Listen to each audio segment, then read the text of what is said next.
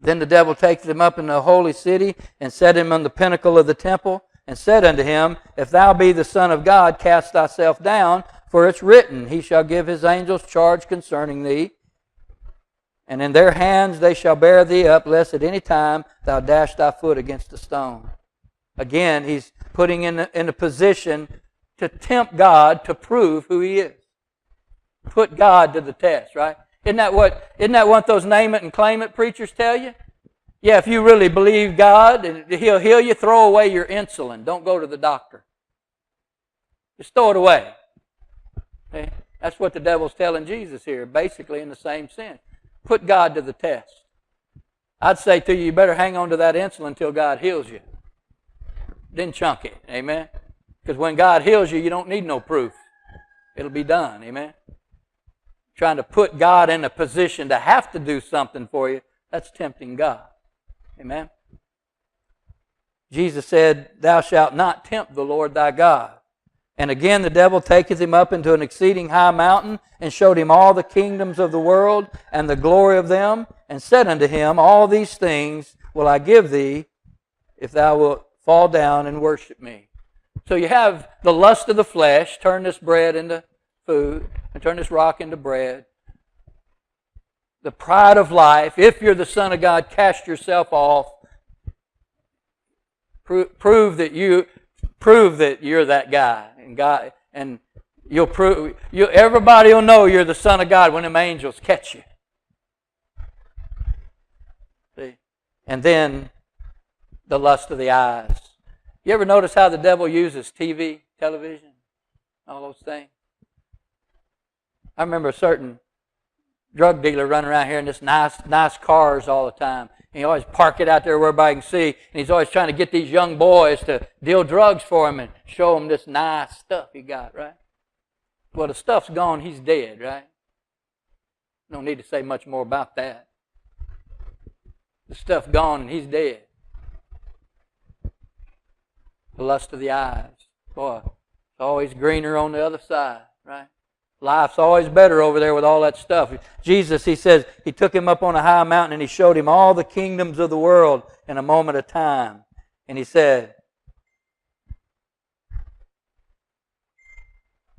All these will I give you if thou wilt fall down and worship me. Now in another passage it says, For it's mine to give, right? Are you listening? Because technically it was His, right? He stole it from Adam. And what Jesus has come to do is to take it back from him. And so if Jesus does what the devil's trying to get him to do, then he loses his ability to now take back dominion. And so what did Jesus say? Get thee hence, Satan, for it's written, Thou shalt worship the Lord thy God, and Him only shalt thou serve, right? Now Jesus is hungry. He is the Son of God. He's a man. But listen to me. Jesus did not do something wrong in order to fulfill his food, to get his food. He did not have to prove. You listening to me? Some of you guys in here right now, including me, all of us.